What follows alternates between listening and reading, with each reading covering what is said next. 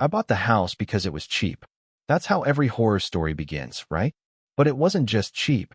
It was suspiciously cheap. The listing had no photos. The description was vague, and the real estate agent kept using words like character and old soul and motivated seller. I didn't care. I was 28, broke, and desperate to leave my apartment, where the walls were thin and the couple next door thought volume equaled romance. So I signed the papers, transferred the funds, and moved in within a week. It was a single-story Victorian on the edge of town, squatting between a dry creek bed and a patch of woods that looked like it hadn't been touched since the Civil War. The porch sagged like a tired smile. The windows were cloudy. The floor creaked like it was trying to whisper. But the place had bones. It had that old-world charm people talk about when they want to justify peeling wallpaper and uneven ceilings. I moved in with exactly 4 boxes, a second-hand couch, and the belief that I could turn this into something beautiful. The first night was uneventful. No cold spots. No shadows moving where they shouldn't. No dreams of someone watching me sleep. But the second night, that's when the house cleared its throat. I was brushing my teeth, and I heard it, a low groan, deep in the walls. At first I thought it was the pipes, or maybe the wind squeezing through the wood. But it wasn't coming from the bathroom. It came from beneath the floorboards. A deep, vibrating sound, like something exhaling slowly after holding its breath for a very long time. I froze, and then I laughed. Because that's what you do when you're alone and things don't make sense. You laugh, because if you let yourself believe there's something alive under your house, your brain will never let you sleep again. The sound didn't come back that night. But the next morning, something strange happened. I found the front door unlocked. I was sure I had locked it the night before, twisted the deadbolt, and even double-checked it. But there it was, slightly ajar, cold air sneaking in through the crack. I chalked it up to forgetfulness. Moving was stressful. I'd probably been distracted. But that afternoon, while unpacking books in the living room, I found something behind the bookshelf. Not a mouse. Not a spider. A small, round tooth. Human. No blood. No context. Just a tiny molar lying there on the floor, as if someone had dropped it and never picked it up. I stared at it for a long time, turning it over in my palm. It looked old, yellowed, almost fossilized. I told myself it was probably a child's tooth. Maybe the previous owners had kids. Maybe one of them had lost a tooth and it slipped between the boards. But it didn't feel like something left behind. It felt like something the house had given me. That night, I locked the doors again, this time triple-checked. I fell asleep to the sound of wind pressing against the windows. Around 3:12 a.m., I woke up. Not because of a sound, but because of a sensation.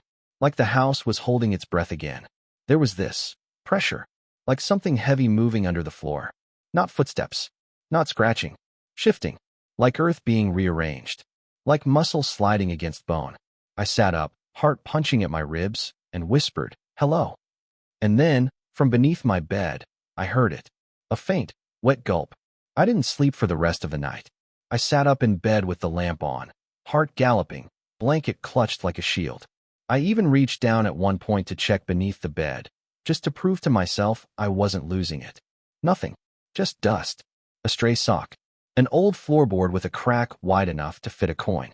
But that sound, I didn't imagine it. I know I didn't. The next morning, I searched the entire house. Crawled into the attic, poked around in the crawl space. I even peeled up a corner of the carpet near the bed to check the floorboards. Everything looked normal, except the faint smell. It wasn't mold. It wasn't rot. It was meaty, like raw beef left in the sun. I called the agent. She sounded bored, like she'd been expecting this call. "That house has a lot of history," she said. "You should read the ledger in the drawer by the fireplace." "What ledger?" "It's part of the original title documents. Old owners used to keep notes about repairs, weather damage, that sort of thing." I hung up, went straight to the fireplace, and found a narrow drawer hidden in the wooden trim. Inside was a leather-bound book, brittle and stained. A ledger, just like she said. But it wasn't filled with repair records. It was filled with entries. Dozens of them. Dates stretching back to 1912. Names, observations, drawings, scribbled notes. Some pages had pressed flowers. Others had locks of hair taped to them. The oldest entries were innocent enough. Strange knocking in the walls. Likely squirrels. Left sugar out in the pantry. Found it gone. Mice. But by the 1950s, the tone changed. Something under the kitchen floorboards. It took the dog. Don't feed it raw meat. It wants more. And then, in 1979, the house has moods. You can feel it in the walls. It gets restless when it's hungry. The last time we didn't feed it, my sister disappeared for a week. She came back with no eyes. I dropped the book. My skin had gone cold. This wasn't superstition. This wasn't folklore. This was documentation. The house wasn't haunted. It wasn't cursed. It was alive. And it was hungry. That night, I sat in the kitchen with every light on. I didn't eat. I didn't move. I just listened. Around 2:45 a.m., the lights flickered. The floor creaked. The smell of meat got stronger. It rolled through the house like a fog, seeping through every vent. And then I heard it again. Gulk. This time it was closer. Inside the walls.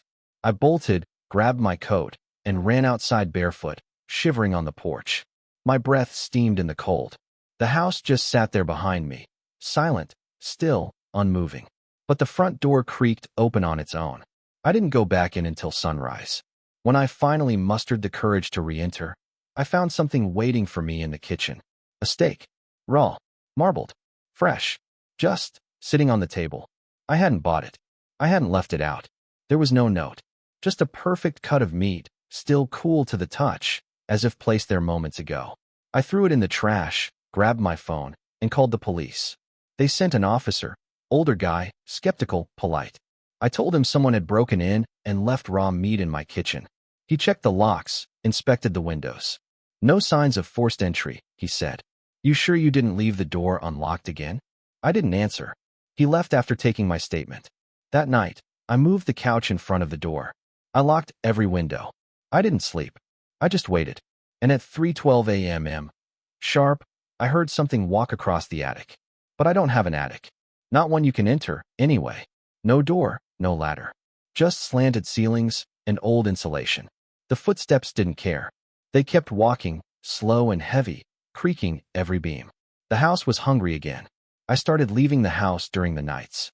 I'd go sit in the Walmart parking lot with a blanket in the back seat, sipping gas station coffee and watching people come and go under flickering sodium lights. I'd scroll on my phone, listen to old music, and count the hours until dawn. The house didn't follow me, but it waited.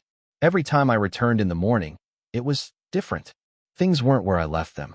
My boots moved from the door to the hallway. The faucet in the bathroom dripped, even though I'd replaced the washer. One time, I came home and found the fridge open, humming like a nervous breath. Then came the photographs. I found the first one tucked under my pillow. Black and white, glossy, slightly warped from moisture. It showed the kitchen from above, like from the ceiling or attic crawl space. My kitchen, my table, but there was a figure sitting at it. A man, naked, emaciated, head slumped forward like he was sleeping or dead. His limbs were too long. His feet were wrong. His fingers wrapped around the table edge like roots. I stared at the photo for a long time before turning it over. On the back, someone had written in pencil, "He's been fed." I burned the photo in the sink. But more came. One taped to the bathroom mirror. One slid under the door. One on the inside of the fridge, staring back at me when I opened it. Different angles. Different poses. Same figure. Sometimes he was sitting. Sometimes standing in the hall. Once, he was crawling across the ceiling like a spider. Always the same phrase on the back. He's been fed. He's been fed. He's been fed. I stopped sleeping. I stopped eating.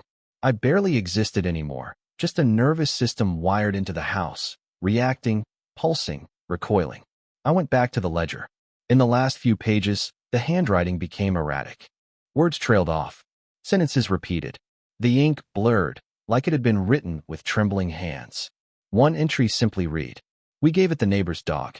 It wasn't enough. The basement cracked open. I didn't even know there was a basement. But once I read that, I started looking. I measured the house, checked floor plans, tried to calculate where one should be if there were one. And then I found it. In the hallway, beneath a loose board behind the linen closet, there was a faint outline.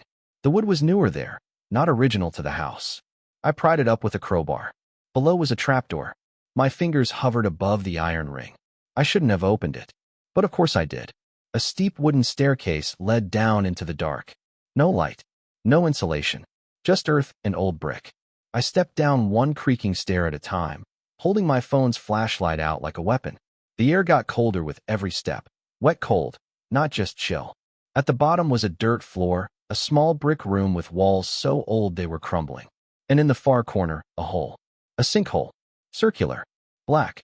Like the earth had been scooped out. Something moved inside it. I didn't see it, but I felt it. Like how you know someone is staring at you in a crowded room. My mouth went dry. Then I heard it again. Guluk. And something wet splashed. I ran. I didn't shut the trapdoor. I didn't put the board back. I just ran upstairs, grabbed my keys, and drove for hours with no destination. I pulled over at a rest stop and cried until I couldn't breathe. I tried not to go back. I really tried. But 3 nights later, I got a voicemail. From my own number. No words.